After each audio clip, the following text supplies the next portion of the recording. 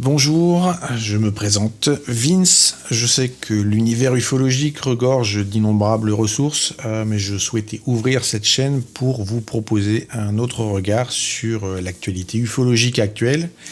Donc il y a de très nombreux enjeux et finalement peu de personnes, alors surtout en France, n'osent vraiment en parler.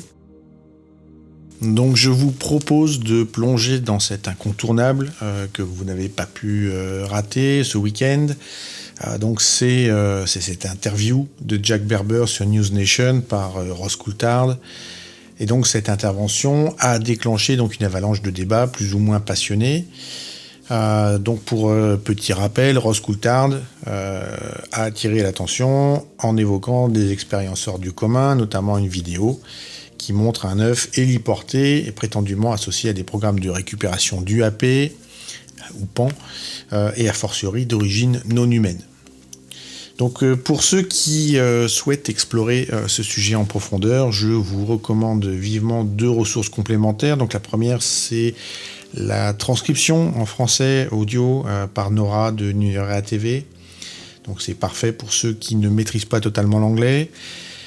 Et l'analyse d'une heure et demie de Sentinel News. Donc si vous ne connaissez pas, donc c'est une chaîne française qui est réputée pour son approche professionnelle, passionnée.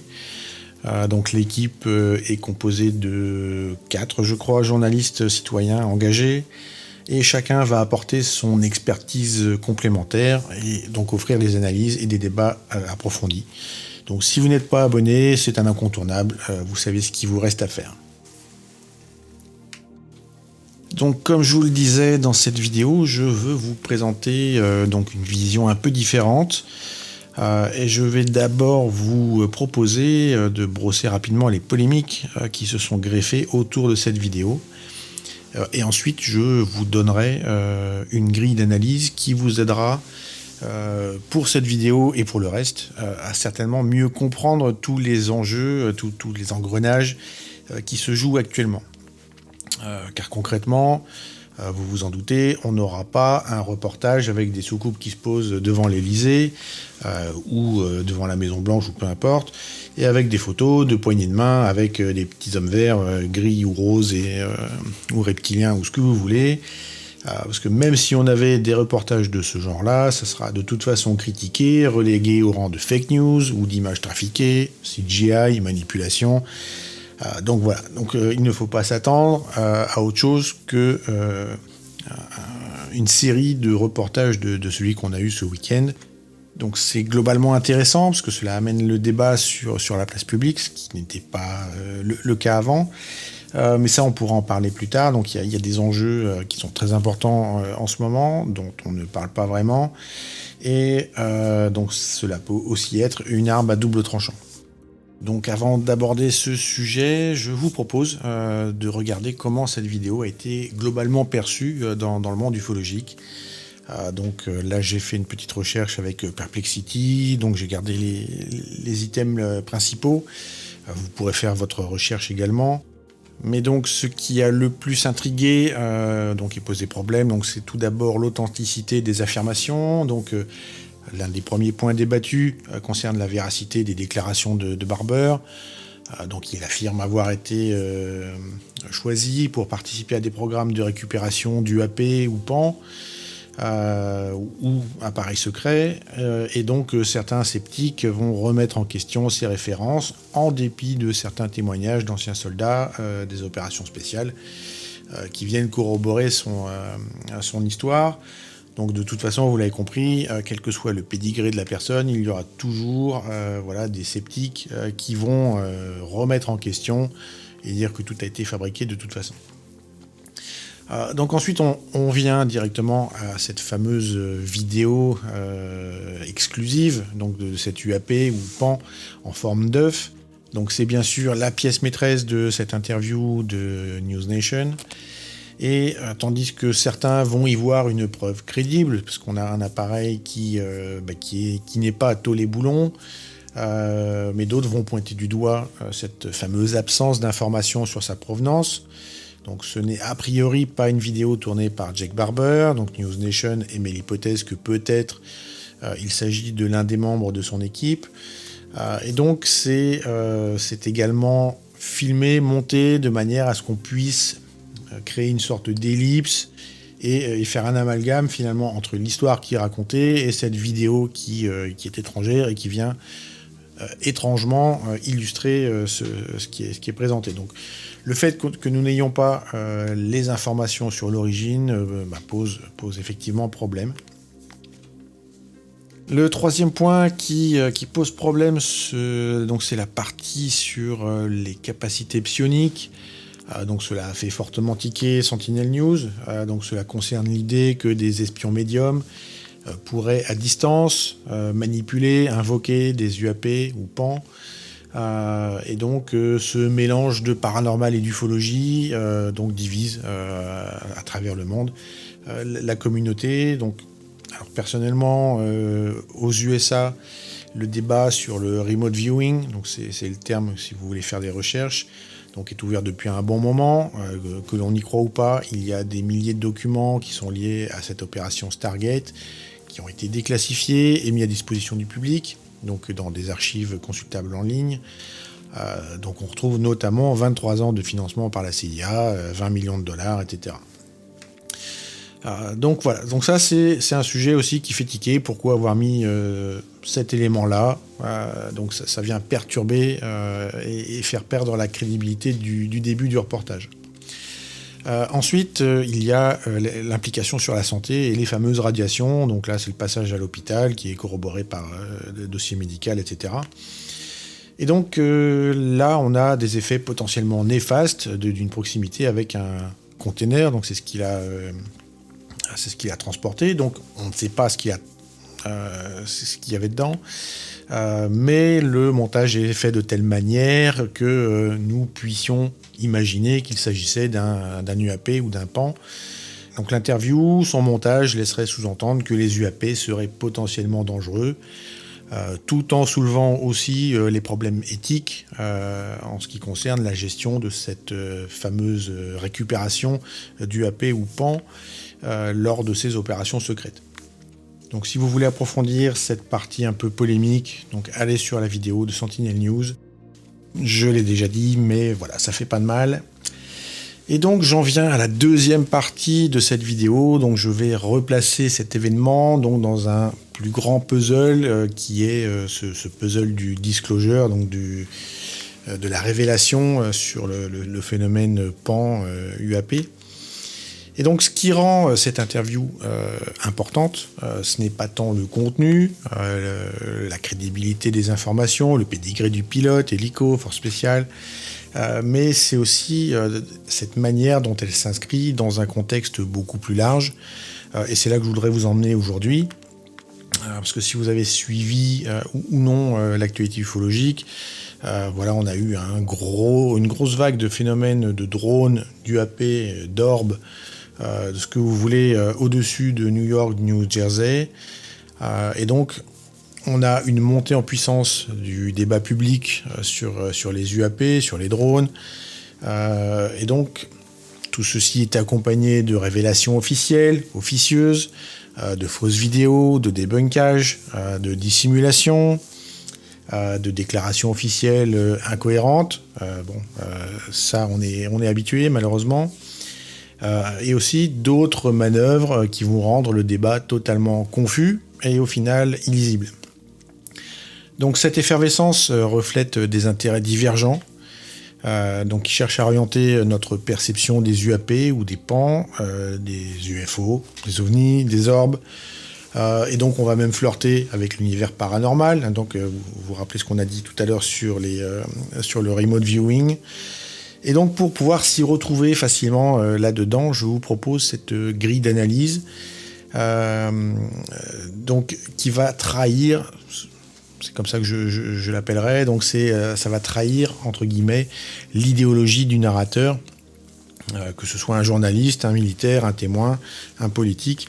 Et donc c'est ce premier filtre que je vous invite à avoir dès que vous allez avoir une info concernant l'univers ufologique, le disclosure, la révélation. Donc la première tactique que vous allez pouvoir repérer assez facilement, donc c'est tout ce qui concerne le déni, la dissimulation, ou encore la falsification de preuves, la censure. Donc là, ce narratif va viser à maintenir le secret complet sur les UAP et les PAN, donc au nom de la sécurité nationale ou alors d'intérêts privés, etc. Donc vous savez comment ça se passe, on fait passer les informations pour des fake news ou théories du complot, on va censurer ou alors on va inonder de vidéos grossières avec des images de synthèse ou alors des jouets ou des fusées de détresse qu'on va faire passer pour des orbes, ce genre de choses. Et donc, si vous avez suivi un petit peu l'actualité dans le New Jersey, New York et aux USA, on a un petit peu tout et n'importe quoi. Donc, les réponses officielles ont été globalement incohérentes. De nombreuses fausses vidéos ou même des audios qui ont été trafiqués ont circulé, donc créant au global confusion, désinformation. Et donc, je vous mets au défi de savoir exactement ce qui s'est passé pendant cette période-là.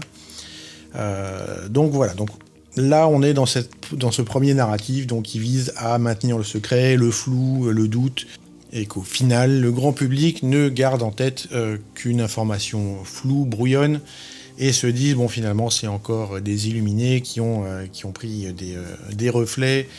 La Lune ou je ne sais quoi, ou un ballon sonde pour des soucoupes volantes. Voilà.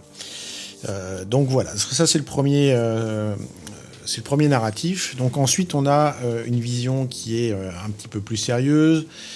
Donc là vous l'avez dans certains médias, auprès de certains journalistes ou de politiques qui vont vouloir aller sur ce disclosure, donc cette révélation d'une présence exogènes, mais qui vont présenter les UAP, les PAN, comme une menace potentielle, donc ils vont appeler à une régulation mondiale, une militarisation accrue pour défendre l'espace aérien ou l'espace tout simplement. Et donc vont aussi appeler à une mobilisation des ressources au niveau international. Et donc dès que vous allez entendre des mots comme menace, danger dans l'espace aérien, etc., ou alors unification des forces aériennes, militaires ou spatiales, donc l'idée est de planter une petite graine de peur et de nourrir un narratif qui répond à des objectifs politico-militaires, donc de militarisation de l'espace ou de l'espace aérien, voire d'une unification des forces militaires, spatiales, internationales ou mondiales. Et enfin, donc, on a un troisième narratif donc, qui va lui se porter sur une révélation, un disclosure pacifique. Donc là, il est porté par certains acteurs, donc j'en parlerai un petit peu plus loin. Et donc ce narratif va promouvoir une approche basée sur la transparence, la coopération et surtout l'utilisation des potentielles nouvelles technologies, alors qu'elles soient exogènes ou qu'elles soient issues de recherches secrètes. Et donc c'est d'une mise à disposition de ces nouvelles technologies, finalement pour le bien de l'humanité. Et donc voici mon raisonnement à partir de ces trois éléments que vous allez finalement facilement retrouver et pouvoir décliner sur chaque événement que vous allez voir de révélation. Et donc qu'il y ait ou non un peuple exogène plus ou moins avancé, qu'il y ait des UAP ou non, la première solution, la dissimulation, la falsification de preuves, le déni, les mensonges, ne me plaisent pas particulièrement. Je préférais avoir des politiques qui soient un petit peu plus transparentes, donc qu'on soit un petit peu moins dans un concept de politique. Donc voilà, j'ai dit mon gros mot. Ensuite, on a la deuxième option, donc le disclosure militarisé, donc aller s'unir pour créer une armée mondiale pour protéger de peuples extraterrestres, etc. C'est pas un discours qui m'intéresse outre mesure, car de toute façon, si nous sommes face à une population exogène, donc qui aurait une avance de centaines, voire milliers d'années par rapport à nous, je ne pense pas qu'elles auraient attendu 107 ans pour nous envahir ou nous éradiquer. Donc voilà, donc c'est pas une force mondiale qui va nous sortir de là de toute façon. Et donc il me reste deux options.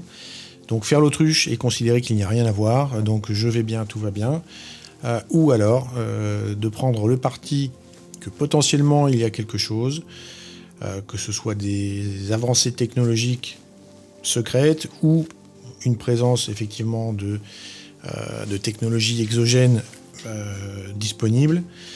Et donc, je me positionnerai ici, dans ce disclosure pacifique. Donc, une vision certes bisounours, mais voilà, je me positionne ici, donc dans cet espoir d'une approche transparente et d'un partage qui pourrait bénéficier à l'humanité tout entière. Tout à l'heure, je parlais de ces révélations ponctuelles, isolées, plus ou moins crédibles, qui avaient ce mérite de mettre sur la place publique ce débat sur les UAP et une potentielle présence exogène. Mais j'ai aussi dit qu'il s'agissait d'une arme à double tranchant, et donc voici pourquoi. Donc maintenant que vous avez cette vision caricaturale donc, de ces trois narratifs, si vous avez des interviews comme celle de News Nation, Ross Coulthard, Barber, donc des interviews où des gens se mouillent, s'exposent, et donc remplis de bonne volonté. Après, on peut dire ce qu'on veut sur la crédibilité, sur le montage, sur la durée, sur la présence de preuves tangibles ou non. Le danger principal, c'est que au final, ces petites informations égrenées au fil de l'eau puissent être récupérées donc par ceux qui veulent nourrir le deuxième narratif et finalement se servir de ces informations pour dire attention, donc là il faut faire quelque chose, force militaire, blablabla. Et j'en arrive à la troisième partie de cette vidéo que je souhaitais aborder, donc c'est le rôle du docteur Steven Greer. Donc qu'on l'apprécie ou qu'on le déteste, donc ça c'est entièrement libre à vous. Son rôle, j'entends son rôle actuel, aujourd'hui, dans le disclosure, dans la révélation américaine, donc au niveau des politiques, et j'entends au niveau du cabinet présidentiel, puisqu'il parle de participation à des executive orders, donc des décrets présidentiels. Donc son rôle est juste primordial, et que vous l'aimiez ou non, ce qu'il donne comme information donc dans sa série de podcasts hebdomadaires qu'il vient de lancer, donc on est au numéro 3 là, aujourd'hui. Donc ce sont des informations qui sont véritablement importantes pour comprendre ce qui se passe derrière. Alors je sais que Sentinel News l'évoque de manière assez controversée, donc bon, ils vont reconnaître effectivement son rôle important par le passé, donc dans des moments clés comme l'organisation d'une conférence de presse il y a 20 ans aux USA, mais vont regretter donc des tentatives de manipulation d'images pour les faire passer pour des UAP, PAN, ou encore des suspicions de manipulation à des fins financières, etc., etc. Mais je voudrais quand même juste vous rappeler ce qu'il y a derrière ce bonhomme qui, est décrié. Donc effectivement, il a lancé le Disclosure Project en 2001, donc il a fait une conférence de presse au National Press Club, où des témoins militaires, scientifiques et gouvernementaux ont présenté des preuves sur les UAP et les projets secrets liés aux populations exogènes. Donc cet événement a attiré une grosse couverture médiatique à l'époque, mais il faut savoir qu'il ne s'est pas arrêté à cette conférence de presse de 2001, donc il a continué son travail, et il recueille aujourd'hui plus de 750 témoins clés, dont le fameux Jake Barber que vous avez vu ce week-end, donc il a écouté et conseillé. Le Dr Greer dénonce également des Black Projects, donc il expose des programmes à accès spécial non reconnus, donc qui opèrent en dehors de toute surveillance légale et constitutionnelle. Il accuse ces programmes de retenir notamment, je cite, donc des technologies avancées, donc comme une propulsion anti-gravité ou alors une énergie qui serait propre et donc accessible à tous, libre, ce genre de choses. Donc depuis 2023, donc il continue donc son travail de recueil de témoins, mais il va organiser des plateformes où les témoins, donc y compris les pilotes et les membres de l'armée, vont pouvoir parler de leur expérience sans crainte de représailles, parce que vous savez qu'ils ont tous signé des NDA, Non-Disclosure Agreement, donc des clauses de non-divulgation. Et donc ils concentrent ainsi un très grand nombre de témoignages et va leur donner des conseils donc, sur les pièges à éviter. Et ils travaillent également en ce moment même sur l'adoption de lois pour protéger ces fameux témoins sous contrainte de NDA. Donc là, vous pourrez retrouver dans l'épisode 3 de ces podcasts, donc c'est celui publié le 20 janvier 2025. Donc il mentionne son rôle de consultant auprès de responsables politiques, notamment en ce qui concerne la rédaction de décrets présidentiels, donc les fameux Executive Orders, et souligne que certains de ces documents sont actuellement sur le bureau du président en attente de signature. Et donc ces initiatives visent à promouvoir la transparence sur les phénomènes aériens, donc les UAP, et encourager la divulgation d'informations classifiées au public. Donc le but est d'assurer une protection de ces lanceurs d'alerte et d'éviter de leur faire risquer des poursuites judiciaires ou encore de perdre leur pension. Il clame également être en collaboration avec des législateurs, donc des membres du Congrès, pour forcer des entreprises, donc ceux qui participent au Black Project, à divulguer leurs archives. Et en parallèle de ce travail, il a aussi un discours autour de la déconstruction de cette menace extraterrestre dont je parlais tout à l'heure. Donc il alerte sur les narratifs construits autour d'une menace exogène qu'il considère fabriquée pour justifier des actions militaires et des dépenses abyssales. Et donc, pour tout remettre dans le contexte, donc cette vidéo de News Nation avec Barber et son héliportage de Duff, vous voyez que le timing correspond à une période où il se passe beaucoup de choses. Donc, un nouveau président qui prend ses fonctions aujourd'hui, des executive orders qui sont déjà sur le bureau, et donc un programme de protection des témoins et des vidéos qui, je pense, vont aller en s'accélérant. Donc je pense que les prochaines semaines vont être riches en informations. Et donc il me paraissait important de vous apporter ce point de vue un peu différent pour, je pense, de mon point de vue, mieux comprendre ce qui se passe et ce qui est en jeu actuellement. Alors, pour conclure, je vais vous présenter mon avis à deux balles. Donc si nous avons véritablement affaire à des populations exogènes, je pense que ce n'est peut-être pas après des éléments matériels, en tout cas ce n'est peut-être pas après des preuves photographiques certifiées avec accréditation et pédigré